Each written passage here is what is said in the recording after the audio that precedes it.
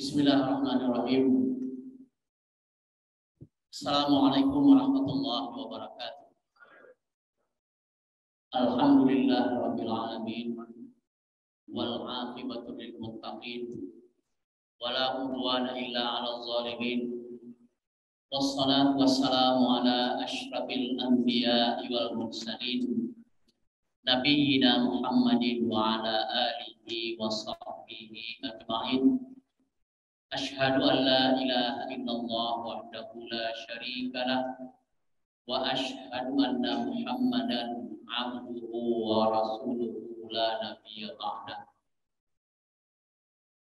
Subhanaka la ilma lana illa ma 'allamtana innaka antal alimul hakim.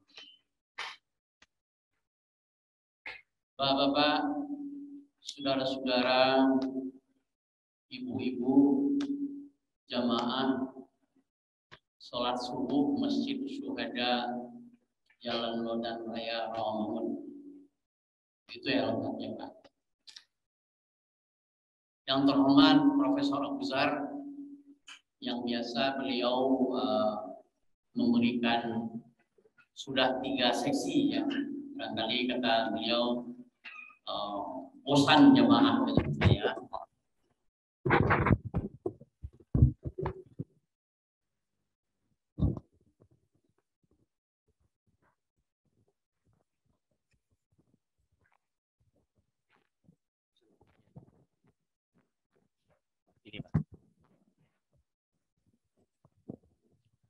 Maka syukur alhamdulillah pada kesempatan hari ini saya sebagai kami bertiga penulis buku pulang ini dapat bersilaturahim dengan para jamaah sekalian baik secara online maupun offline di kesempatan yang berbahagia ini.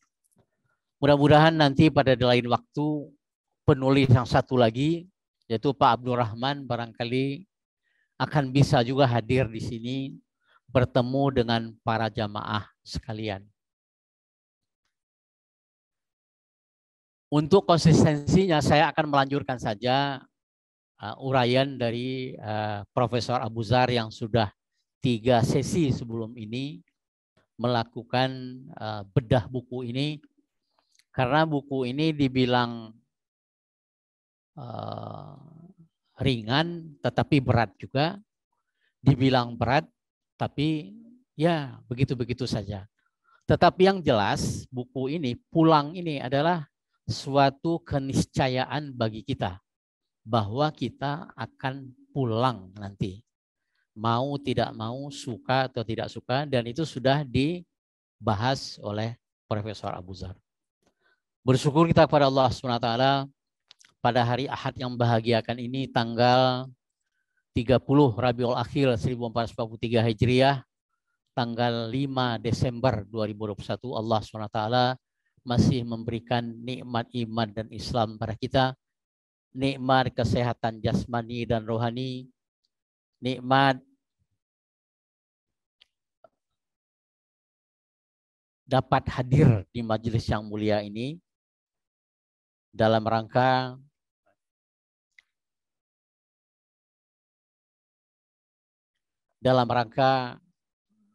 kita dapat meningkatkan kualitas keimanan dan ketakwaan kita kepada Allah Subhanahu wa taala.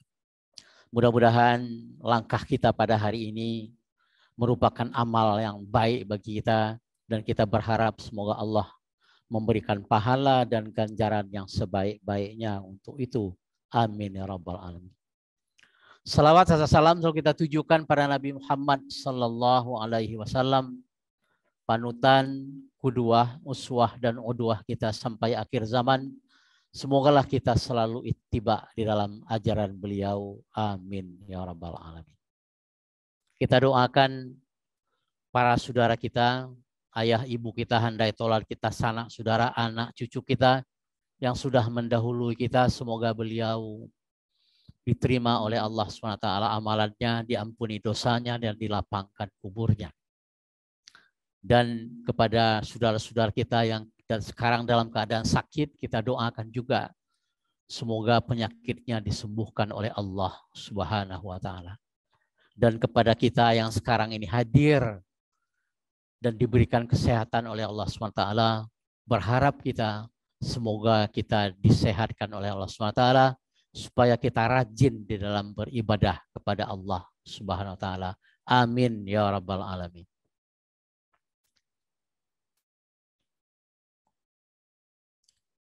Bersyukur Bapak Ibu saudara sekalian, ini sudah juga diulang-ulang oleh Profesor Abu Zar bahwa ini adalah merupakan suatu perintah dari Allah. Di dalam surah Al-Baqarah ayat 152 Allah mengatakan fadhkuruni adzkurukum washkuruli wala takfurun. Apabila kamu bersyukur mengingatku kata Allah, maka aku akan ingat kepadamu. Nah ini, jadi apabila kita berzikir kepada Allah, maka Allah juga ingat kepada kita. Washkuruli, dan bersyukurlah kepadaku, jangan kamu kufur. Jadi syukur ini dihadap-hadapkan Allah dengan masalah kufur atau masalah kafir. Nah ini mungkin bisa menjadi topik nanti Pak Andi pada kesempatan yang lain. Di dalam surah Ar-Rahman Allah mengatakan, berulang-ulang Allah mengatakan di sana sampai 31 kali dicatat oleh Profesor Abu Zar di sini. Fabi ayyi ala'i rabbikuma tukadziban. Nikmat mana saja lagi yang kamu dustakan kepadaku kata Allah. Karena segala macam nikmat Allah sudah berikan kepada kita semuanya sampai dengan saat ini. Termasuk nikmat iman dan Islam yang saya katakan tadi, dan nikmat kesehatan jasmani dan rohani. Ini juga sudah berulang-ulang disampaikan oleh Profesor Abu Zar. Ya, motivasinya kami ini hanya watawasau bil haqqi watawasau bis sabr. Ya, menyampaikan yang benar di dalam keadaan benar dan sabar. Begitu juga dengan surah Al-Ahzab, ya.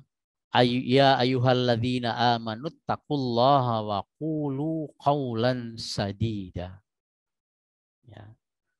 Orang yang beriman bertakwalah kepada Allah dan katakanlah perkataan yang benar. Ini juga sudah diulang-ulang oleh Profesor Abu Zar pada pertemuan ketiga. Umar berkata, siapa orang yang paling cerdas? Yaitu orang yang mengingat mati. Jadi kita ini kalau membahas buku pulang ini, kita termasuk orang-orang yang cerdas. Kalau Bapak Ibu saudara sekalian jalan-jalan ke Dewan Dakwah Islamiyah Indonesia, Jalan Keramat Raya nomor 28 itu, nomor 45 atau 28 ya, lupa saya. Di situ ada pelatihan hidup setelah mati. Nah gitu Pak. Jadi kita ini waktu pulang nanti bukan mati malah Pak. Justru itu permulaan dari hidup kita. Nah itu sudah ada pelatihannya sekarang. Pelatihan hidup setelah mati. Nah ringkasnya saya katakan bahwa intinya adalah bagaimana kita mereverse gitu ya. Setiap kegiatan kita tadi itu menjadi ibadah. Sehingga bisa berefek nanti ke dalam kehidupan kita yang kedua nanti setelah kita mati.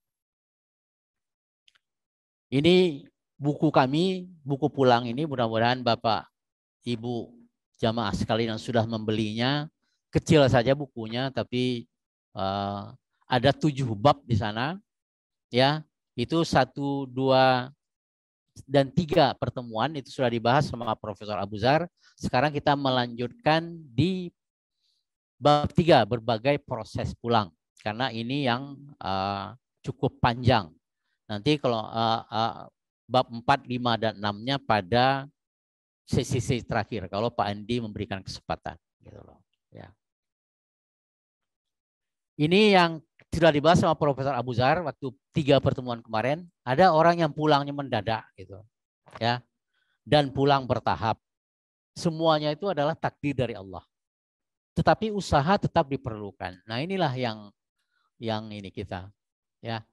Karena kata Nabi dalam hadisnya tadi mengatakan bahwa pulangnya kita ini ada 3 yang kita tidak tahu.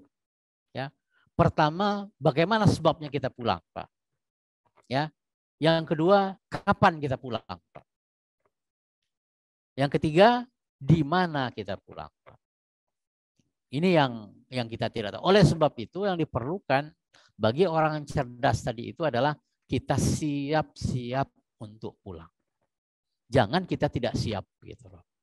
Yang kedua, usaha diperlukan tapi hasil akhir merupakan prerogatif Allah. Nah ini ya, semuanya tadi itu merupakan hak prerogatif dari Allah. Jadi jangan kita membahas dari sisi kita manusia saja. Dari sisi Allah lah yang harus kita bahas, tetapi disesuaikan dengan keimanan kita kepada Allah. Sehingga kita tidak menjadi orang yang pesimis dan tidak pula menjadi orang yang sombong gitu loh. Ya, jadi kita tetap berusaha, tetapi hasil akhir adalah Allah yang menentukan. Perlu keikhlasan dalam menerima takdir, Bu. Mungkin perlu keridhaan, bukan keikhlasan. Karena ikhlas tadi itu kan bagaimana kita memurnikan niat kita untuk melakukan sesuatu karena Allah. Tapi kalau ridha, kita rela menerima apapun yang diberikan Allah kepada kita. Di surah Al-Baqarah ayat 216, Allah mengatakan boleh jadi ya, fa'asa antakrahu syai'an fahuwa khairal lahum, ya, dan seterusnya. Boleh jadi bagi kita itu baik, tapi bagi Allah itu jelek. Dan boleh jadi bagi kita itu jelek, bagi di sisi Allah itu baik. Kamu tidak mengetahui, kata Allah, akulah yang mengetahui. Jadi oleh sebab itu premisnya manusia di sini tidak sampai. Jadi kita harus berbicara dengan premis Allah, yaitu dengan keimanan dan ketakwaan kita kepada Allah. Itu yang telah dibahas oleh Pak Abu Zar di dalam 3 kali pertemuan. Ya, yaitu sekarang kita lanjutkan berbagai proses pulang. Itu ada di bab yang ketiga. Kata-kata hikmahnya adalah kita terlahir dengan satu cara. Tetapi kematian menjemput kita dengan berbagai cara. Itu yang saya katakan tadi itu. Ya, lahirnya kita sama ini Bapak Ibu sekalian. Tapi sebab kematian kita macam-macam. Dan itu tidak bisa kita pikirkan.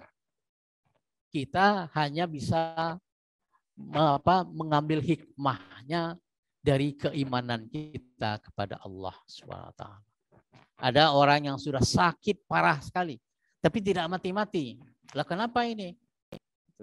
Ada orang yang sehat baru ketemu sama kita habis sholat subuh ini, tapi kok mendahului kita. Itu tidak bisa kita pikirkan. Ya, kenapa? Nah itu tidak bisa juga kita tanyakan. Saya mendengar ceramah Cak Nun gitu.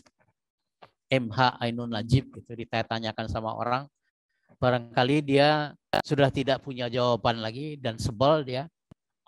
Akhirnya dia bilang, Allah SWT kok ditakoni. Ya, emang Allah SWT waktu menciptakan kamu itu pakai joint venture sama kamu? Gak bisa. Jadi nggak usah ditanya-tanya gitu. Nah tadi itu yang Pak Abu katakan, kita harus ikhlas dan rela menerima segala ketentuan Allah. Manusia yang buta sebenarnya adalah mereka yang hidup tanpa dapat melihat adanya kematian di hadapan mereka. Ini yang buta tadi, Pak. Ada orang yang takut mati, padahal mati itu mengejar dia, Pak. Di surah An-Nisa ayat 77, atau kita lihat An-Nisa ayat 4 itu, surah 4 ayat 77. Walaupun kamu di benteng yang kokoh sekalipun, kalau maut itu sudah sampai kepada kamu, maka dia akan datang. Tidak ada kata ya, la yastakhiruna sa'atau wa la yastaqdimun.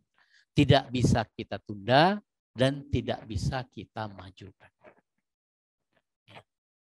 Yang sudah dibicarakan Profesor Abu Zar, bagaimana pulangnya, bisa pulang mendadak, pulang bertahap, ya. Tetapi ada kisah yang ditambahkan. Barangkali jemaah sekalian pernah merasakan ini. Ya.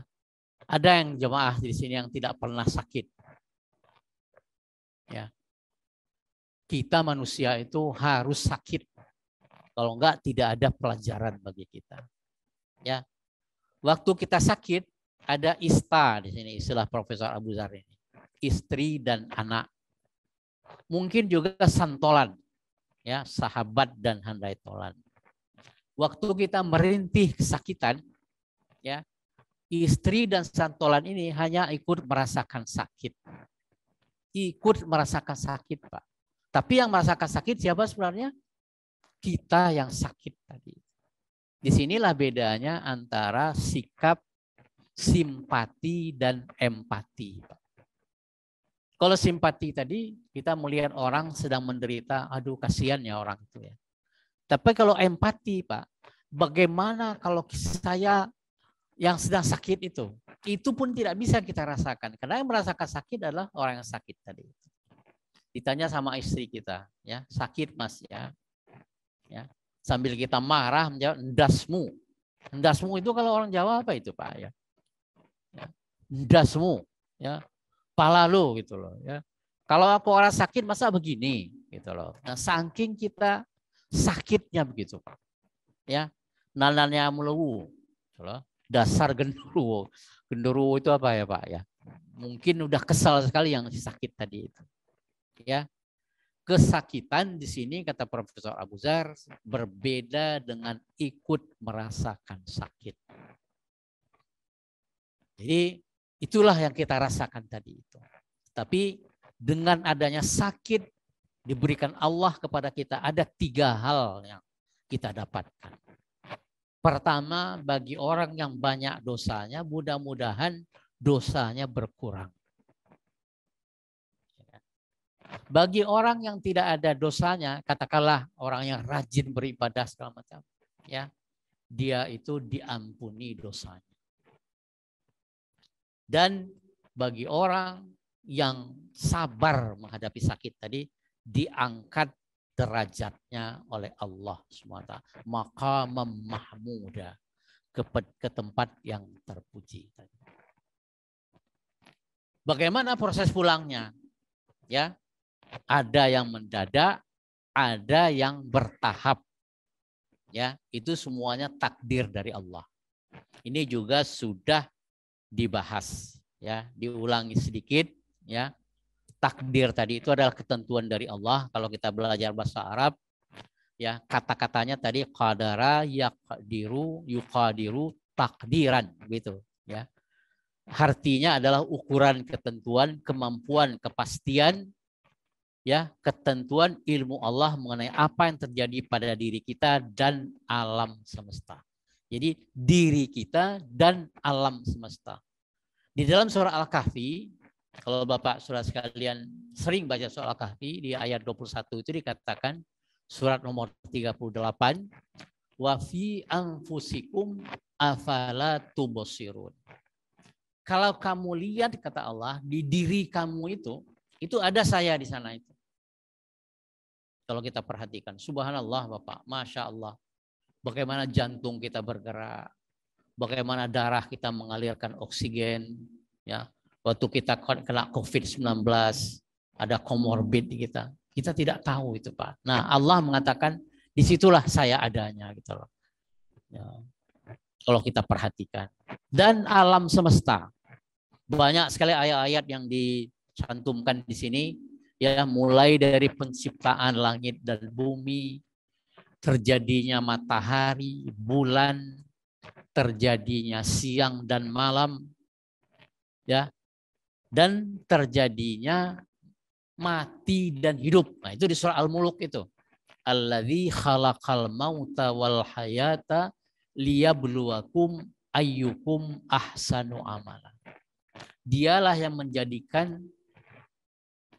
mati dan hidup itu untuk menguji kamu siapa yang paling baik amalnya.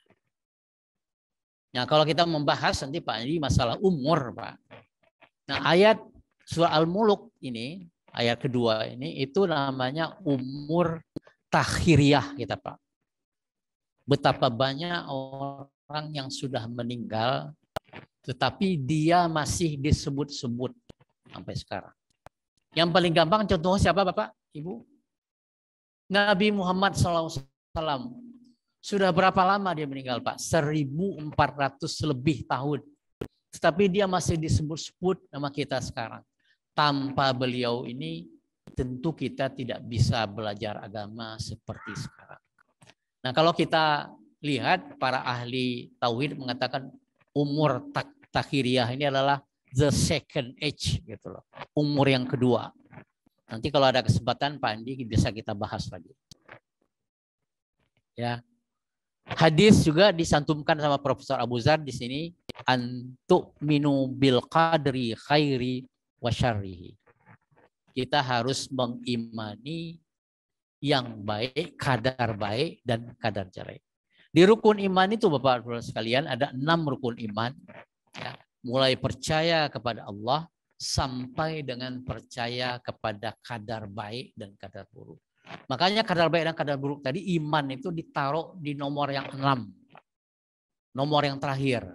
Karena kalau kita tidak percaya kepada Allah dulu, percaya kepada Rasul, kepada malaikat, kepada kitab, maka sulit bagi kita mempercayai kadar baik dan kadar buruk. Tetapi bagi kita yang sudah percaya kepada Allah, percaya kepada malaikat, percaya pada Rasul, pada kitab, maka gampang sekali kita antuk minu bil qadri khairi wa syarrihi. Begitu juga antuk minu bil qadri kullihi. Ya, beriman pada kadar yang seluruhnya. Baik buruk persepsi kita, tetapi semua dari Allah adalah baik. Ini banyak sekali ayat Al-Quran dan hadis Nabi yang mengatakan. Termasuk yang saya katakan tadi di Al-Baqarah 216 tadi itu. Bagi Allah ini adalah baik bagi kita. Tapi bagi kita jelek. Nah, itu harus kita terima. Dan biasanya hikmah itu terjadi kalau kita sudah mengalami peristiwa itu. Dan pada satu momen tertentu kita mengatakan, oh iya ya. Ternyata begitu ya Allah. Takdir ini berlaku untuk fenomena alam, hukum dan ketentuan dari Allah. Ya, perilaku alam, sunatullah. Api itu panas, pagi, malam, matahari dan bulan itu yang diceritakan di ayat-ayat yang kita cantumkan di sini. Ya, mulai dari Al-An'am, Yasin, Fussilat seperti tadi itu, sampai dengan Al-Anbiya tadi. Takdir terkait hukum sosial. Jadi sebab dan akibat. Kalau kami di orang matematik, orang statistik, kita bisa melihat ada fungsi di situ. Fungsi tadi merupakan variabel-variabel dari X1, X2, dan error. Nah ini sunatullah. Tetapi tidak sekedar itu saja. Kalau terjadi hal-hal yang menyimpang dari ini, kita maklum bahwa pengetahuan kita sedikit dibandingkan dengan Allah. Nanti kalau Pak Abu diperkenankan, Pak Andi ya, beliau akan berceramah tentang filosofi statistisi. Ya, nanti diminta beliau di sini Pak. Ya, kita bisa terkaget-kaget dan mengatakan bahwa ilmu kita belum ada apa-apanya dibandingkan dengan Allah Subhanahu wa taala. Tetapi di balik itu ada namanya inayatullah, pertolongan dari Allah. Ini bisa di luar kebiasaan berlaku tadi, yang hukum alam tadi, sunatullah tadi. Ini juga prerogatif dari Allah. Kapan Allah menurunkan sunatullah? Kapan Allah memberikan? Di mana dan tempatnya itu kita tidak tahu. Ya, contoh di sini, api bisa menjadi dingin atas kehendak Allah. Itu telah terjadi pada Nabi Allah Ibrahim alaihissalam. Waktu beliau dibakar oleh Namrud. Kalau kita ya insya Allah itu kering kerontang kita. Tapi karena dia teguh imannya dan dia bermohon kepada Allah, maka Allah mengatakan kepada api, ya api, dingin kamu. Maka dia tidak. Ya. Banyak terjadi di orang-orang aulia atau orang-orang alim kita yang bisa kejadian ini terjadi melawan sunatullah tadi itu. Begitu juga dengan di surat At-Takwir ayat 29 tadi itu. Di sana Allah mengatakan sesuatu yang kehendak Allah tadi itu tidak bisa dihalang-halangi. Itu adalah ketentuan dari Allah yang maha perkasa dan maha mengetahui. Bayangkan saja Bapak Ibu saudara sekalian, kuasanya Allah atas segala sesuatu. Kalau kita lihat di surah Al-An'am, surat nomor 6 ayat 59, Allah mengatakan, dan kunci-kunci semua yang gaib ada padanya. Tidak ada yang mengetahui selain Dia. Dia mengetahui apa yang ada di darat dan di laut. Tidak ada sehelai daun pun yang gugur yang tidak diketahui. Coba Bapak bayangkan, jamaah sekalian bayangkan. Ya, kalau kita tahu dengan hal-hal yang gaib ini, ya, mungkin kita tidak bisa hidup dengan tenang. Contohnya tangan kita ini, Pak. Di telapak tangan saya ini, Pak, sebenarnya ada kuman-kuman, Pak. Cuman kita nggak tahu, Pak. Kalau Bapak nggak percaya sama Ibu, silahkan Bapak makan pakai sambal. Ya Pak, dikobok-kobok pakai tangan sambal itu, Pak. Kira-kira setengah jam sambal itu jadi basi, itu, Pak. Karena di sini ada kuman, Pak. Makanya Nabi menganjurkan kepada kita makan tadi pakai tangan, Pak. Supaya apa, Bapak, Ibu? Supaya makanan itu cepat dicerna, kan, Pak. Tapi orang sekarang kan makan pakai sendok. Ternyata kalau kita makan McDonald, Kentucky, ternyata pakai tangan juga, Pak. Ya. Malah Rasulullah mengatakan menjilat-jilat tangan kita, Pak. Sisa-sisa makanan kita tadi. Bayangkan saja daun yang jatuh pun itu atas sepengetahuan. Itulah ilmu dari Allah tadi. Sini Pak Abu menggambarkan daun yang jatuh itu, Pak. Itu daun di Masjid Syuhada itu kayaknya, Pak. Di sini Pak Abu mengkisahkan ada dua kisah, ya, yang segala sesuatunya tadi itu kuasa Allah. Mula-mula kita menyesal, tetapi lama-lama kita bersyukur. Ya, kisah seorang yang akan berpergian dengan pesawat. Ya, banyak versinya lah, Pak. Ya, Pak Andi ini, ya, dari Jalalodan. Bapak Andi di Jalalodan ya, Pak. Oh, dan mau pergi naik pesawat pulang ke New Zealand gitu, ya, Pak, ke Cengkareng gitu, Pak. Sudah dicadangkan sama Pak Andi 2 jam nih takut macet Jakarta gitu. Ternyata emang benar macet gitu loh. Ya, di jalan tol ke bandara itu tidak bergerak sehingga Pak Andi ketinggalan naik pesawat. Sambil menggerutu gitu Pak Andi gitu. Ya, aduh ya Allah, nih nggak jadi saya berangkat pulang ke New Zealand. Ya, akhirnya nggak jadilah Pak Andi berangkat. Sekarang apalagi ada tes PCR, apalagi antigen segala macam, itu lama pengurusan. Ternyata dapat kabar pesawat yang akan ditumpangi itu jatuh. Ya, barulah Pak Andi mengatakan sujud syukur ya Allah. Tadi saya menggerutu kepadamu ya Allah bahwa saya menyesal tidak bisa. Tapi ternyata itulah ketentuanmu ya Allah. Sama dengan surah Al-Baqarah ayat 219 tadi. Ini cerita Pak Profesor Abu dari Filipina.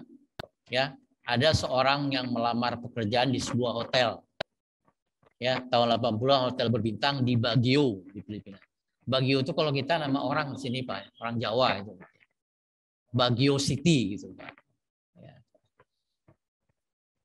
Ternyata gitu, ketidakditerimaan dia di hotel tersebut tadi Pak, merupakan syukur. Ternyata hotel itu kena gempa Pak. Ya. Lantai 1, 2, 3 mendem ke bawah Pak. Ya. Mula-mula pegawai tadi itu kecewa. Ya Allah, Tuhan, saya nggak diterima. Ternyata setelah itu dia bersyukur, Pak. Coba kalau saya bekerja di hotel. Tentu saya sudah ikut mendem di dalam. Inilah dua kisah bagaimana kuasa Allah terhadap kita. Dan kita hanya bisa mengambil hikmah tadi dengan keimanan dan ketakwaan kita kepada Allah. Ada 3 keuntungan yang meyakini qadarullah tadi itu. Pertama, ya, kita menghilangkan syirik. Ya. Allah semuanya adalah kreatornya dan Allah yang menentukan. Innallaha ala kulli syai'in qadir. Allah berkuasa terhadap sesuatu. Kita ini lemah di hadapan Allah. Lemah, Bapak. Tidak ada daya dan kuasa kita. Oleh sebab itu kita harus menggantungkan diri kepada Allah. Dengan orang lebih baik kita bilang insya Allah. Jika Allah mengizinkan. Itulah kalimat yang paling baik. Itu cara kita menghilangkan syirik. Yang kedua, tetap berada di jalan yang benar. Ya. Bahwa segala sesuatu yang kita lakukan tadi itu tidak lepas daripada qadarullah tadi. Kita harus sabar dan rida menerima qadarullah. Tidak bisa kita menghindarinya. Kalau kita sabar dan rida, maka itulah yang terbaik bagi kita. Karena di hadis Rasulullah tadi mengatakan, sungguh ajaib seorang orang yang beriman tadi itu. Apabila dia ditimpa kesulitan, dia bersabar. Dan apabila dia ditimpa keberuntungan, dia bersyukur. Dan itu adalah yang paling baik bagi dia. Tidak ada lagi yang paling baik selain daripada bersabar dan bersyukur. Yang ketiga, kita membuat berani menghadapi berbagai tantangan hidup dan mara bahaya. Hidup ini tentunya Bapak Ibu Saudara sekalian penuh dengan liku-liku. Siapa yang paling tua di antara kita ini, Bapak Ibu yang paling lama hidupnya? Ya, ada yang paling tua Pak, 70 tahun ada? Lebih Pak, ada yang 80 tahun Pak. Tanya ke Bapak, Pak, bagaimana marah bahaya dan lika-lika kehidupan Pak? Tidak ada yang mulus Pak. Ya, tapi kata Kabayan, kalau kita menghadapi tanjakan, jangan sedih Pak, pasti ada turunannya.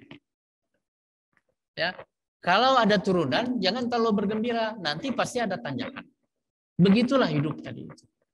Ya, semua tantangan bisa dihadapi dengan hati yang kukuh dan kepala yang tegak.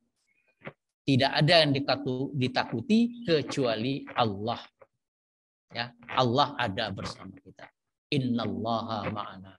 Termasuk Rasulullah waktu sebelum hijrah ke Madinah tadi itu, kan dia pergi dulu ke Gua Thur gitu Pak ya.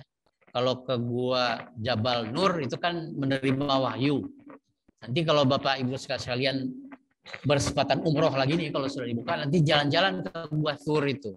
Kemarin saya waktu 2019 itu sudah bagus jalannya ke atas Pak. Ya, itu ternyata menanjak jalannya Pak. Ke Gua Thur tadi itu. Ya, nah Nabi di sana dulu berhenti sebentar untuk mengelabui orang-orang kafir Quraisy yang mengejar mereka. Abu Bakar sudah menggigil Pak. Ya, masuk ke dalam gua itu, aduh ya Allah Tuhan, ya Rasul, bagaimana kami? Nabi mengatakan innallaha ma'ana. Jangan takut, Allah itu pasti bersama kita. Nah inilah yang prinsip kehidupan bagi seorang muslim tadi. Tidak ada yang ditakuti selain dari Allah, karena kita tahu bahwa Allahu ma'ana, Allahu ma'i, bersama kita. Ini ada suatu hadis bagaimana kuasanya Allah. Ya, panjang sekali hadisnya. Ya'lamu innal umma, itu yang saya ingat di awalnya. Tapi saya bacakan yang penting saya. Ketahuilah seandainya umat ini bersatu untuk memberi manfaat kepadamu, niscaya mereka tidak akan mampu memberikan manfaat kepadamu kecuali dengan sesuatu yang telah Allah tetapkan padamu. Dan seandainya mereka bersatu untuk mencelakakan dirimu, niscaya mereka tidak akan mampu mencelakakanmu kecuali dengan sesuatu yang telah Allah tetapkan kepadamu. Nah selanjutnya tadi itu pena telah kering, kalam telah habis. Nah itu Pak, ini tidak saya cantumkan di sini. Hadis ini diriwayatkan oleh Imam Ahmad. Intinya bahwa kalau ada orang berkumpul ingin mencelakakan kita, kalau Allah tidak mengizinkan nggak jadi. Sebaliknya begitu juga. Kalau ingin menguntungkan kita, tapi kalau Allah nggak jadi juga. Di dalam Al-Quran di surah Al-An'am surat nomor 6 ayat 17 Allah mengatakan jika Allah menimpakan sesuatu kemudaratan padamu maka tidak ada yang menghilangkannya melainkan Dia. Dan jika Dia mendatangkan kebaikan kepadamu, maka Dia Maha Kuasa atas setiap sesuatu. Ya. Kalau kemudaratan ditimpakan kepada kita, itu dari Allah. Ya. Untuk menghilangkannya. Tapi kalau keberuntungan kepadamu, maka itu juga dari Allah. Ya. Dia Maha Kuasa atas tiap-tiap sesuatu. Berbagai proses pulang di sini, ya. Pertama di surah An-Nazi'at itu dengan keras, An-Nazi'atu gharfa, kan itu Pak, surah An-Nazi'at itu. Anak cucu kita hafal itu di juz 29-30 itu, sebelum juz 30 lah itu kalau nggak salah. Ya. Demi malaikat yang mencabut nyawa dengan keras. Jadi kita ditarik-tarik sama malaikat nanti itu. Ya. Di surah Al-An'am, surah Al-Anfal, di Muhammad tadi itu, di Al-An'am tadi itu, nanti malaikat itu memukul-mukul tangan kita dengan tangannya dia. Keluar nyawa ini. Ya, di surah Al-Muhammad, surah Muhammad tadi, nanti kita dipukul punggungnya dan perut kita. Ya, bagaimana sakitnya kita nanti karena proses kematian tadi itu yang nama sakaratul maut tadi itu tiap-tiap orang lain-lain dan bagaimana peristiwa berpisahnya antara ruh dan jasad kita. Di dalam buku Ibnu Qayyim Al-Jauziyah di Kitabur Ruh tadi itu antara ruh dan jasad kita ini saling tidak rela. Ya. Di ubun-ubun kita ini dari ujung kaki bawah sampai ubun, si ruhnya tidak rela meninggalkan jasad, jasadnya juga tidak meninggalkan ruh. Nah, itulah yang disebut dengan proses sakaratul maut. Makanya kita doa kita apa Pak? Allahumma awwin alaina fi sakaratil maut. Gampangkanlah ya proses sakaratul maut kita itu. Jangan dengan yang keras ini yang seperti di surah An-Nazi'at ayat 1 ini juga. Ya. Dan beberapa surat tadi di Al-An'am, Al-Anfal dan Muhammad tadi. Ya. Kita lihat di sini ngerinya orang-orang zalim. Jadi jangan kita zalim orang-orang zalim. Zalim itu apa Pak? Orang-orang zalim itu? Zalim apa artinya Pak? Lawannya Pak zalim, Pak Andi. Apa? Adil. Adil tadi apa Pak? Konsepnya. Meletakkan sesuatu sesuai dengan tempatnya. Jadi kalau zalim, tidak meletakkan sesuatu pada tempatnya. Pici saya ditaruh di kaki Pak. Nah itu zalim kita Pak. Itu hal-hal yang remeh Pak. Apalagi zalim dengan Allah Pak. Nah nanti waktu sakaratul maut dikatakan di sini, ya. Para akan memukul dengan tangannya sambil berkata, keluarkanlah nyawamu. Dipukul-pukul kita nanti. Itu contohnya Pak. Nanti bisa dilihat ini. Ada juga prosesnya dengan yang lemah lembut. Ya, wannashitati urfa. Nah, gitu ada An-Nazi'at tadi itu ya. Dan malaikat-malaikat yang mencabut nyawa dengan lemah lembut. Kita lihat di surah An-Nahl surat nomor 16 nomor ayat 32 ya, yaitu ketika orang yang diwafatkan oleh para malaikat dalam keadaan baik. Mereka para malaikat mengatakan pada salamun alaikum. Jadi nanti kita kalau kita orang baik datang itu malaikat pada kita. Cuman yang lain nggak ngerti Pak. Kalau ada yang lain ngerti barangkali lari kali Pak Andi ya. Untung kita tidak diberitahukan oleh Allah. Jadi yang mengetahui itu hanya seluruh makhluk hidup kecuali manusia. Binatang-binatang Tahu itu Pak. Ayam, kucing waktu kita mau satu mau itu tahu dia Pak. Yang kita sendiri yang tidak tahu. Nah, malaikat mengatakan salamun alaikum. Masuklah ke dalam surga karena apa yang telah kamu kerjakan.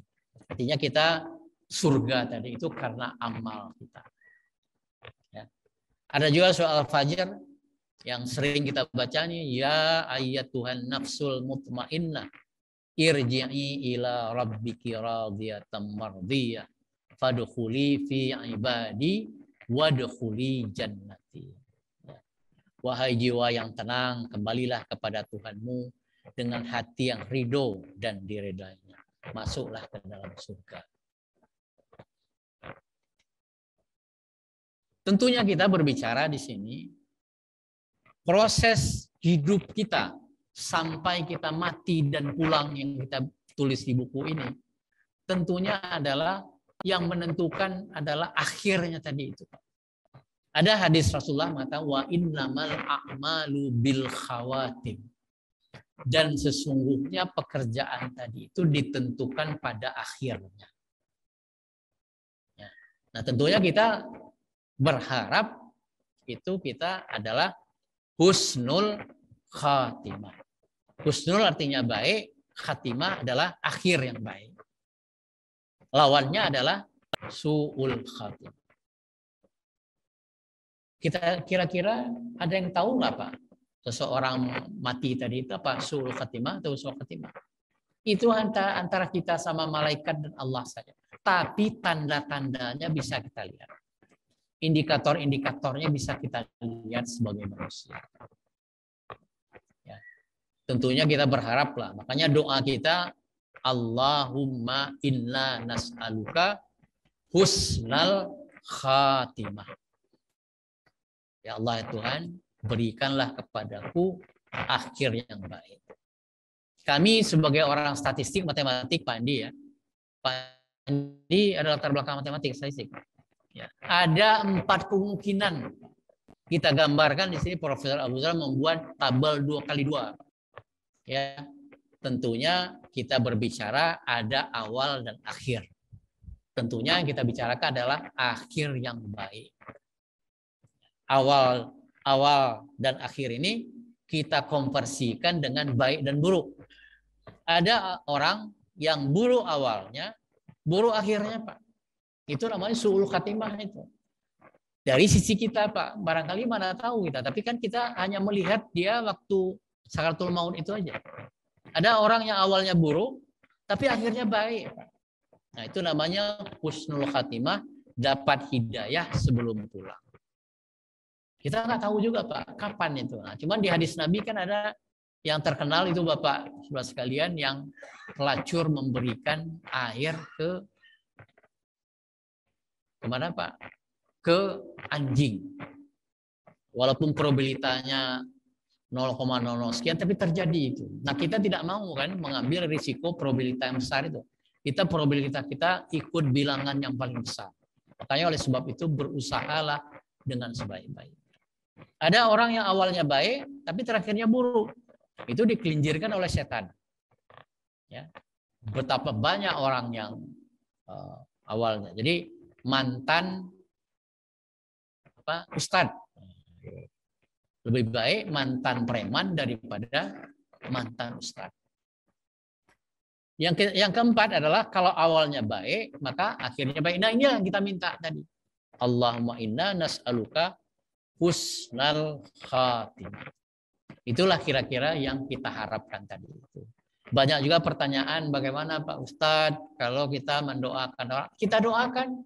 Kita belum tentu apakah dia usul kita, tapi kita wajib mendoakan saudara kita. Mudah-mudahan dia husnul khatimah. Implikasinya bagaimana? Profesor Abu Zar mengatakan yang paling berat itu adalah di Quran surat Ali Imran surat nomor 3 102. Ini juga merupakan rukun khutbah. Kalau Bapak sering sholat Jumat ya, ya ayyuhalladzina amanu taqullaha haqqa tuqatih wa la tamutunna illa wa antum muslimun. Hai orang-orang yang beriman, bertakwalah dengan sebenar-benar bertakwa, dan janganlah kamu mati selain dalam keadaan Islam. Nah itu indikator husnul khatimahnya tadi. Jangan kita mati tidak dalam keadaan Islam. Oleh sebab itu bagaimana Profesor Abu Zar melukiskan di sini bagaimana titik-titik kehidupan kita, Pak. Ya, kalau ada yang sebelum jam 4 silahkan saja, Pak. Ya, jam berapa Pak Andi biasanya bangunnya berapa, Pak? Ya, di sini Pak Abu Zar menulis jam 4 pagi kita bangun, Pak, dalam kehidupan kita. Ya, mungkin jam 3 juga bisa. Sholat subuh, sholat zuhur, sholat asar, maghrib, isya, dan tidur lagi. Sampai seterusnya tadi. Nah, di antara itu tentu ada titik-titik kehidupan kita. Yang paling bagus adalah untuk wala tamutunna illa wa antum muslimun tadi itu adalah bagaimana mengisi titik-titik dalam garis kehidupan kita tadi itu dengan mengingat Allah. Mengkonversikan segala sesuatu kegiatan kita tadi itu menjadi amal soleh kita. Mengkonversikan segala kegiatan tadi itu menjadi sedekah jariyah. Mengkonversikan segala macam titik-titik kehidupan tadi di antara kita bangun subuh, zuhur, asar, maghrib, isya tadi sampai kita tidur tadi menjadi pahala jariyah. Itulah orang-orang yang cerdas sehingga wala tamutunna illa wa antum muslimun tadi dapat terpenuhi dengan baik. Ini telah kami tulis juga di bab 10 di buku kami yang keempat, Pak. Itu bagaimana akhir perjalanan kita. Sudah ada bukunya Profesor Abu ya. Barangkali nanti Bapak Ibu bisa ingin mendapatkan, silahkan. Bukunya agak lebih tebal sedikit, Pak. Tapi tidak setebal Al-Quran. Ya. Bagaimana ini? Ya, aplikasi sederhana gitu. Pernah dicontohkan oleh sahabat dan dikatakan oleh Rasul. Abdullah bin Bush meriwayatkan bahwa salah satu sahabat Nabi berkata, "Ya Rasulullah, saya kewalahan dengan begitu banyak ajaran Islam." Ya banyaklah ya Pak. Ya. Bagaimana kita belajar Al-Quran, belajar hadis, tauhid, segala macam gitu ya. Jadi beritahu saya sesuatu yang mungkin saya pegang teguh. Satu aja yang sederhana, barangkali mungkin gitu kali ya.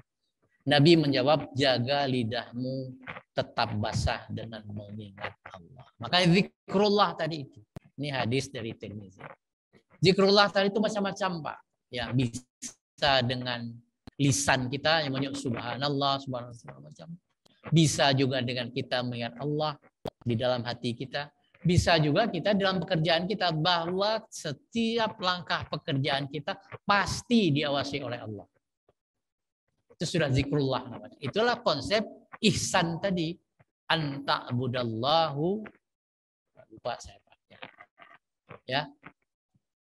Ihsan tadi adalah kalau Anda beribadah, usahakan Anda melihat Allah. Kan berat itu Pak Andi. Ya. Kalau itu tidak bisa, pasti Allah melihat Anda. Ya. Selanjutnya di An-Nisa 103 surat keempat, apabila kamu telah menyelesaikan sholatmu, ingatlah Allah ketika kamu berdiri, pada waktu duduk, dan ketika berbaring. Dilanjutkan di Ali Imran, surat nomor 3 ayat 191 ini barangkali ya. Bukan 91 ya, yaitu apa? Inna fi khalqis samawati wal ardi wa ikhtilafil laili wan nahar la ayatil liulil albab alladzina yadhkurunallaha qiyaman wa qu'udan wa ala junubihim wa yatafakkaruna fi khalqis samawati wal ard rabbana ma khalaqta hadza batila subhanaka faqina adzaban. Konon kalau para ahli tafsir mengatakan, Ibnu Abbas ini mengatakan, waktu menerima ayat ini Nabi menggigil, Pak, menangis. Ya, begitu besarnya artinya dari ayat tadi. ya orang-orang yang ulul albab tadi itu, yang cerdas gitu. Ya, mengingat Allah di sambil berdiri, duduk atau berbaring. Para mufassirin mengatakan, Pak, duduk, berdiri dan berbaring ini bisa diinikan dikala kita lagi berpuasa, Pak. Ya, bisa tunjuk sana, tunjuk sini. Maka ingatlah pada Allah, sehingga kekuasaan kita tadi itu bisa diarahkan ke arah yang lebih baik. Berdiri itu Pak, kita masih punya kuasa. Atau sudah duduk seperti kita ini Pak. Saya rasa jemaah sekalian ini sudah banyak yang pensiun nih, Pak. Ya, kalau saya bukan pensiun aja, tapi pangsiun. Nah, itu Allah mengatakan zikir sambil duduk, Pak. Sekarang ini apa yang bisa kita perbuat? Apa yang bisa perbuat untuk berzikrullah pada dan keadaan berbaring di kala akhir-akhir ayat kita, di mana kita telah tidak berdaya dan sakit. Itulah Ibnu Abbas mengatakan di dalam tafsirnya tadi tentang ayat Ali Imran 191. Itulah yang bisa kita bahas pada hari ini. Mudah-mudahan ya berguna bagi kita. Pak Andi masih ada 15 menit lagi, Pak ya. 10 menit atau 5 menit lagi untuk kita berdiskusi ya. Mau memarah-marahi kami, Pak, menulis buku ini. Kalau salah silahkan aja, Pak. Ya, kita diskusikan. Tentu saja bahwa kami ini menulis buku ini tentu tidak luput dari kesalahan-kesalahan, karena yang benar itu pasti datang dari Allah dan yang salah itu pasti dari kami. Ya, nanti kita diskusikan lebih banyak lagi. Ya, sebagai penutup, kesimpulan dari pembahasan pertemuan kita keempat tadi itu ada pulang yang mendadak dan bertahap, tetapi semuanya itu adalah takdir dari Allah. Ya. Ada yang cara kematian yang dicabut dengan keras dan lemah lembut, dan yang ketiga ada yang berakhir dengan husnul khatimah, dan ada yang berakhir dengan su'ul khatimah, dan perlu usaha ke arah husnul khatimah tadi. Nanti di sesi yang keempat, nanti entah Profesor Abu Zar, entah Pak Abdul Rahman atau saya sendiri lagi, kita membicarakan bagaimana kelompok manusia menurut kesiapan. Silahkan Pak Andi dipimpin diskusinya untuk lebih memperkaya kita. Tentu saja kami nanti akan menerima masukan-masukan di dalam penyempurnaan buku ini dan akan kami terbitkan di dalam edisi yang lebih baik lagi pada edisi selanjutnya. Mudah-mudahan berguna bagi kita, terutama bagi diri saya sendiri. Wallahu a'lam bishawab. Silakan Pak Andi. Baik, jazakallah, terima kasih kepada guru kita, Bapak Ustaz Emil Azman Sultoni, yang alhamdulillah di kali pertama beliau hadir ke masjid kita, banyak memberikan ibrah, pelajaran-pelajaran kepada kita, terutama tentang materi yang beliau sampaikan. Berbagai proses pulang, dan kita berharap memang dalam proses kepulangan kita semua ini nantinya husnul khotimah di akhirnya.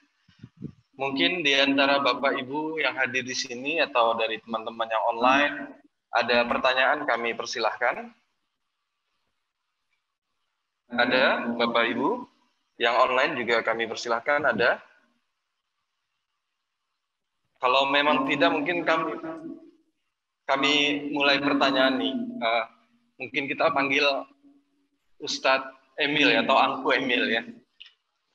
Jadi gini Pak Ustadz, jadi kalau Pak Ustadz bilang tadi dalam proses kematian ini berbeda-beda setiap orang. Kalau lahir kita sama semua ya, tapi kalau kematian kita berbeda-beda. Nah, bagi ahli waris ini atau bagi keluarga yang menerima kematian ini yang berbeda-beda, kadang juga penerimaannya berbeda. Ada keinginan misalnya keluarga kita yang wafat itu hadir di tengah kita, atau kita bisa melihat kematian keluarga kita. Tapi tidak sedikit orang juga yang sangat kecewa atau yang sedih ketika kematian seseorang kita nggak bisa hadir melihatnya. Contoh misalnya pada saat pandemi kemarin. Nah, mungkin bagi yang keluarga yang menerima kematian keluarganya ini, bagaimana menerima kematian seseorang yang berbeda-beda, bagaimana sikap yang baik, begitu Pak Ustaz.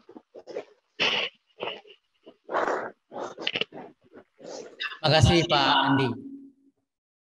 Ya itulah yang kita perlukan sekarang ini, bagaimana kita menerima qadarullah tadi itu.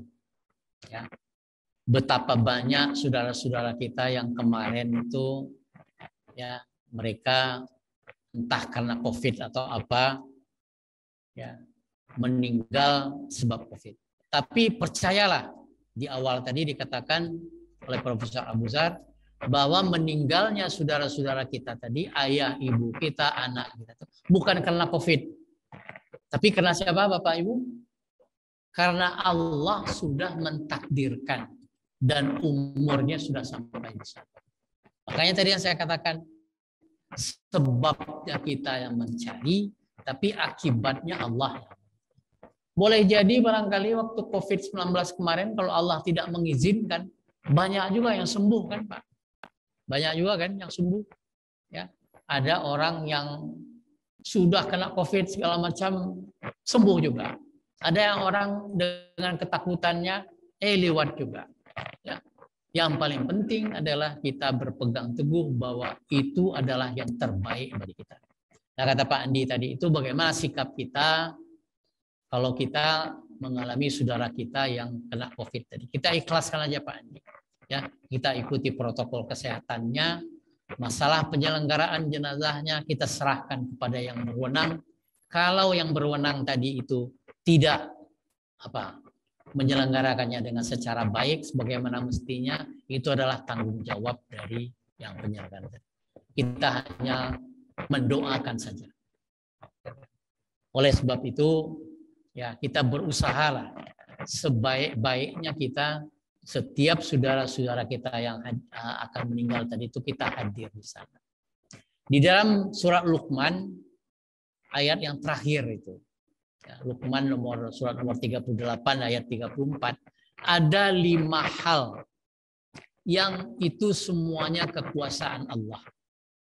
Innallaha ilmus sa'ah. Pertama, ya kapan hari kiamat? Nah, kita nggak tahu. Ada yang tahu di sini hari kiamat? Ya. Yang kedua, apa yang terjadi esok hari? Nah, saya katakan, ya kita mengatakan insya Allah tadi penting. Tidak ada yang tahu. Ya, apa yang terjadi di dalam rahim? Nah, ini sekarang ini bisa dengan teknologi, Pak. Kadang-kadang meleset juga, Pak. Sudah di USG anaknya perempuan, ternyata laki-laki, Pak. Nah, itulah kekuasaan Allah tadi. Yang keempat, kapan hari mau hujan? Kita hanya tahu geledak-geluduk aja, Pak. Petir, kilat, gitu, Pak. Ya. Tapi betapa banyak yang mendung-mendung, itu nggak hujan-hujan juga, Pak. Berapa hari cuaca kita seperti itu. Dan yang terakhir, di bumi mana kita mau dimatikan. Itu tadi yang saya katakan ada 3 sebabnya, kapan dan di mana. Mungkin Profesor Abu sudah pernah menceritakan bagaimana kisah Nabi Sulaiman, Pak, di Qasasul Anbiya. Ya. Nabi Allah Sulaiman ini kan punya 3 kekuasaan, Pak. Ya. Pertama, dia itu diberikan kekayaan, diberikan kekuasaan, dan diberikan ilmu yang tinggi. Jadi Nabi Sulaiman tadi itu bisa menyuruh-nyuruh angin, ya, menyuruh hujan. Nah, begitulah kira-kira, Pak. Pada suatu kali Nabi Sulaiman sedang berbincang-bincang dengan tamunya. Datanglah teman Nabi Sulaiman ini, Pak. Ya. Karena ada tamunya Nabi Sulaiman, maka yang temannya tadi kan menunggu gitu, Pak. Nah, ada tamu kan. Tapi herannya, Pak, tamu Nabi Sulaiman tadi itu ngomong nama Nabi Sulaiman, tapi ngelihatnya ke dia, Pak.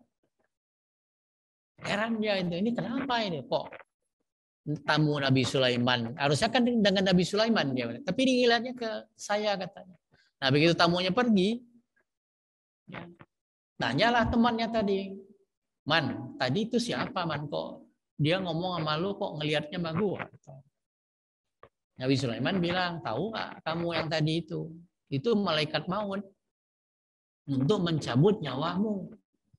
Wah, kaget dia. Oh, janganlah, saya belum siap nih gitu loh. Ya, jangan, aduh, Man, gimana, Man? Tolongin dong saya, Man. Kamu kan bisa nyuruh angin segala macam gitu. Udah, sekarang apa yang mau saya tolong sama kamu? Nabi Sulaiman. Tolonglah terbangkan saya ke India. Diterbangkan sama Nabi Sulaiman dengan izin Allah ke India. Sampai di India, Pak, ketemu lagi sama orang tadi. Malah orang tadi yang nyalamin dia. Alhamdulillah. Ya. Ketemu juga kita akhirnya. Sekarang saya cabut nyawa kamu. Tadi kamu itu SK-nya dicabutnya di India. Tapi kamu kok ada di depan Nabi Sulaiman? Bingung saya katanya. Nah begitulah Pak kira-kira Pak. Ya, jadi sebabnya kita yang mencari, akibatnya Allah. Dan yang paling penting kita sudah divonis oleh Allah menjadi camat. Pak Andi, camat Pulau Gadung Pak, bukan calon mati Pak. Ya, cuman eksekusinya yang berbeda-beda. Nah, tadi yang temannya Ibu Sulaiman itu eksekusinya di India Pak. Nah, nggak tahu kita Pak, di bumi mana kita mau dimatikan. Cuman kita berdoa dan berharap supaya kita dimatikan dengan sebaik-baiknya dan husnul khatimah sesuai dengan permintaan. Ada lagi Pak Andi?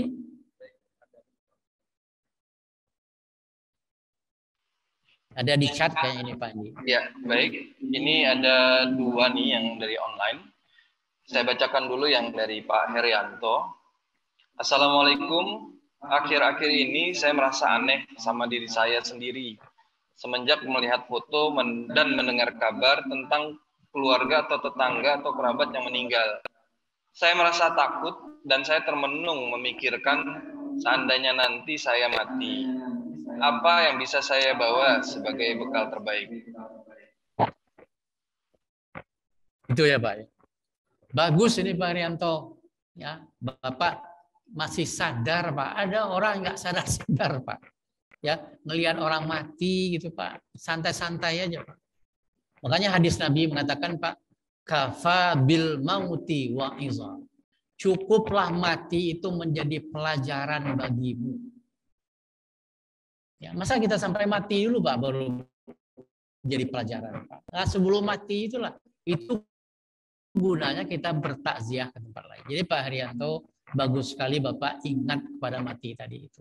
Maka konversikanlah segala macam yang kita bicarakan tadi itu Pak. Ya, isi hari-hari Bapak dengan hal-hal yang baik, zikrullah, beribadah kepada Allah, konversikan menjadi amal yang baik karena itulah yang akan menemani Bapak nanti dan sebagai persiapan dari Bapak.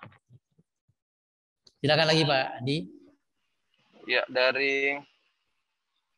ini ada dari saya nggak jelas namanya Galaxy.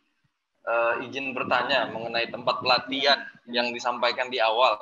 Apakah ada pihak yang bisa kita hubungi?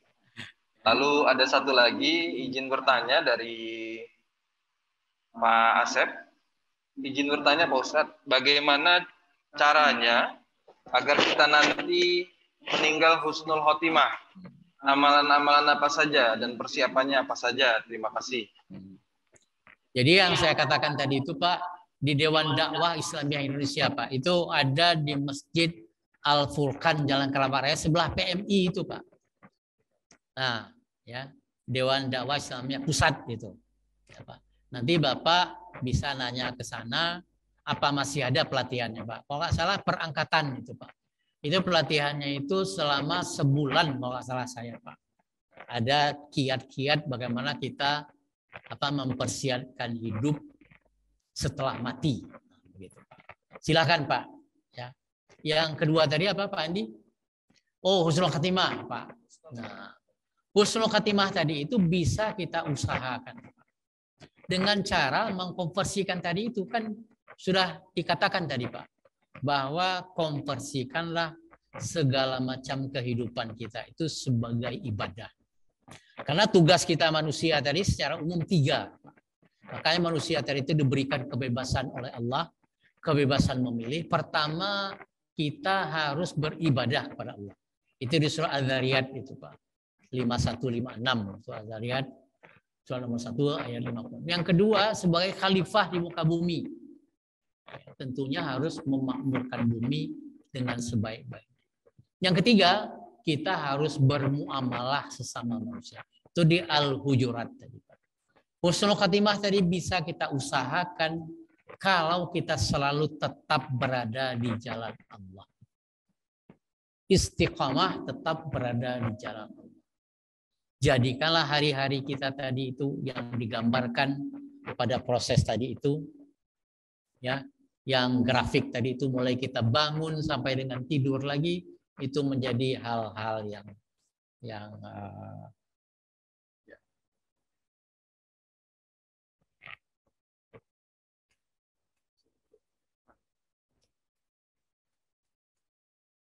nah ini Pak, ya, jadikan setiap aktivitas kita menjadi kebajikan dan amal soleh.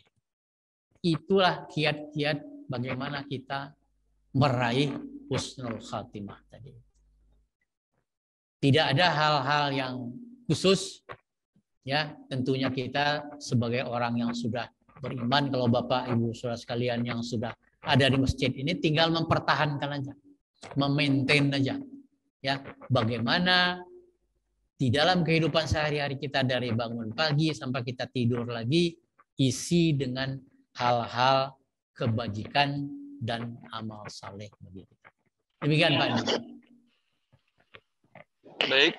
Pak Abu Zar, ada yang mau ditambahkan? Prof, ada yang mau ditambahkan, Prof? Cukup, Prof? Baik, Bapak Ibu semua, Pak Ustadz, karena juga waktu syuruk adalah 5.29 dan saat ini sudah 5.53. Cukup. Sudah cukup ya kita selesaikan kajian ini. Alhamdulillah cukup banyak hal yang kita terima, apa yang disampaikan oleh guru kita Ustadz Emil mengenai perjalanan pulang. Insya Allah pada awal bulan depan, tahun baru ini, dan tahun baru, insya Allah ya, nanti kita akan lanjutkan kajian ini, dan semoga kita doakan Pak Ustadz Emil, Pak Profesor Abu Zar, dan juga rekan beliau yang satu, yang mengarang buku Pulang, ini menjadi amal zariah kebaikan untuk beliau-beliau, dan semoga apa yang beliau sampaikan juga kita bisa jalani bersama. Kami ucapkan terima kasih kepada jamaah yang hadir di sini dan juga jamaah yang ikut melalui online, yang kurang lebih ada 40 orang jamaah online yang hadir tadi. Kita tutup kajian kita. Subhanakallahumma wa bihamdika asyhadu an la ilaha illa anta astaghfiruka wa atubu ilaik. Assalamualaikum warahmatullahi wabarakatuh. Assalamualaikum warahmatullahi wabarakatuh.